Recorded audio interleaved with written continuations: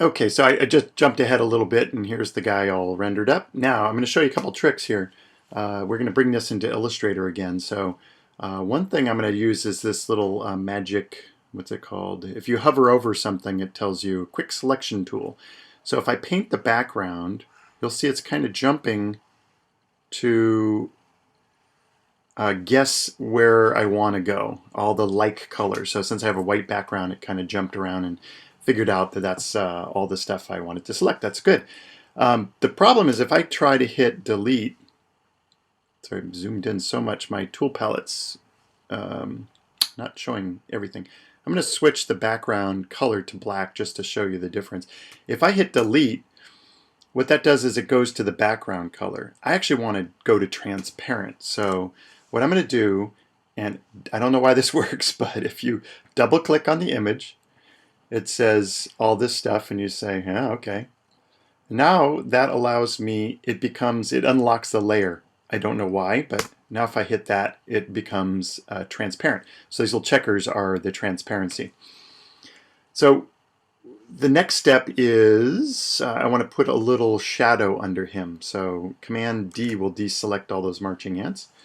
And probably there's a couple different ways to do this, but right now I want to paint the shadow. So I'm going to do a new layer. Let's scooch this up a little bit. So I've got a new layer, but I want to put the layer behind him. So I just grab it and toss it behind him. And here I'm going to either paint or use my selection tool to make a new layer, but I'm going to paint this time. Get a good brush. Oops, let's try that one. One bigger. Looks good.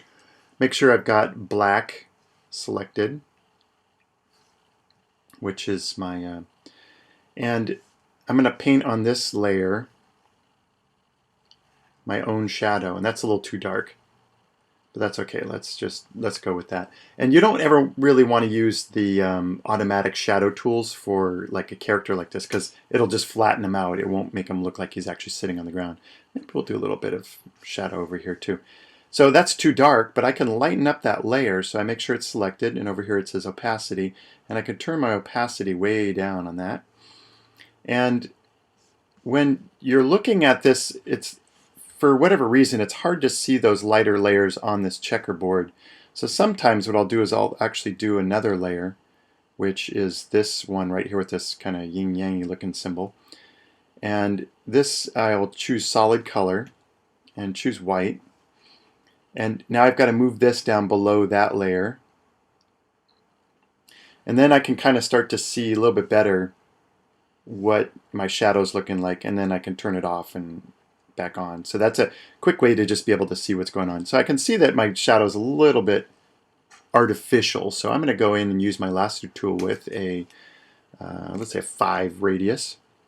And I'm in my shadow layer, and I'm going to cut in here a little bit. Try to make this look less airbrushed. This one, actually, you know what, I'm just going to get rid of this one because I don't know what the shape looks like yet. So that's a little bit better. Maybe, well, let's just go with that. So I've got the kid. I want to throw my little car in there, so let's open that up. So here's my car, and I want to put that in his hand. So first step, I'm going to use that same lasso tool, or the quick selection tool, and it just automatically will add 2 more selections. Now I've selected the white. I want to select the opposite. I want the car, not the white. So go to Image, and, oh sorry, Select and Inverse. So I'm going to select the inverse of what I've got. So that selects the car now. And this is going to shrink down a lot, so I don't really need to worry too much about the exact selection. So copy what I've got. And now it's going to come in here really big, so I know that already. I'll shrink down. Command V, it's a little too big. And I'll use my transform tool, which is over here. Shortcut is Command T. Let's do that. And this will help me resize. I'm going to scooch this in. So now I'm going to start to play with the scale. You know, how big is this little toy? I'd say it's pretty big. That seems like about like a good sized toy. Maybe let's go a little bigger.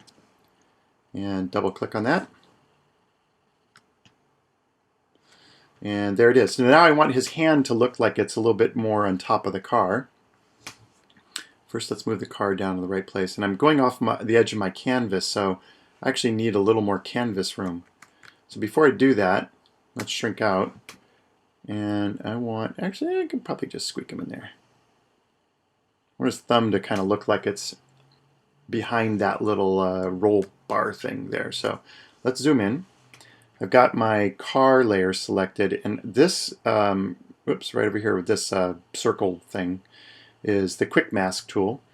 And this is kind of cool because what it allows you to do is make a mask and then change it. So instead of editing like by erasing his hand, I can go in and go back and forth. So I'll pick a solid brush. And first, I've got to make sure I'm going to switch this around so I'm painting with black. Oops. Actually, I made a mistake. I want to do that on the kid because I want to mask his hand, not the car. So I just undid. I'm going to go quick mask. I've got the kid. This is the mask here.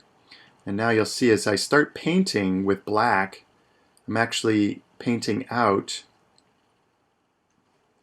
parts of him. So I could paint this out, and if I switch this and go white and paint back in there, I can paint all that back in. So it's nice. It's irreversible, or no, it's reversible. So there we go. Got the kid with the car. Let's go back to my shadow layer and add a little shadow for the car too. So I'll zoom in, and I'm going to just add a little bit more layer. Do I have 5 pixels? Yes. About there. And got my black, got my pen tool, except for I'm going to use both the airbrush tool and this selection to make sure I don't go out of bounds. But yeah, it looks good. Command D. That kind of grounds the object there. So now I got a little kid playing with my car.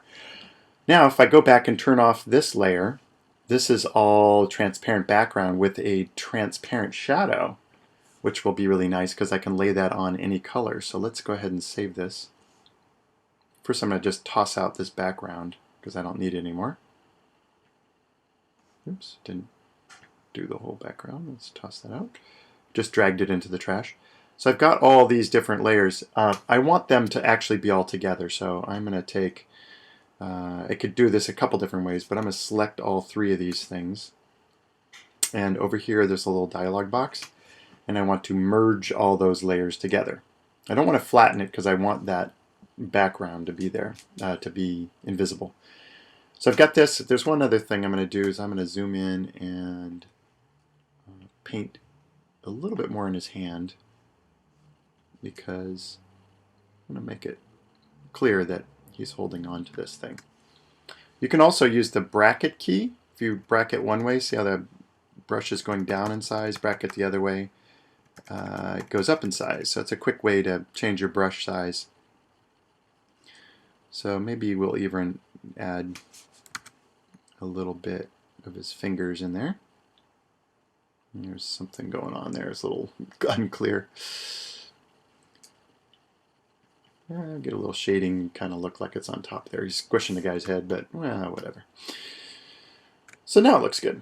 So now the trick is I want to save this as a Photoshop file. So save as Kid2 Photoshop. Let's go Kid3 because I've already got a Kid2.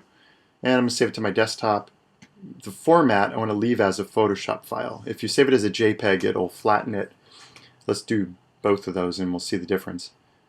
So save there. Oops.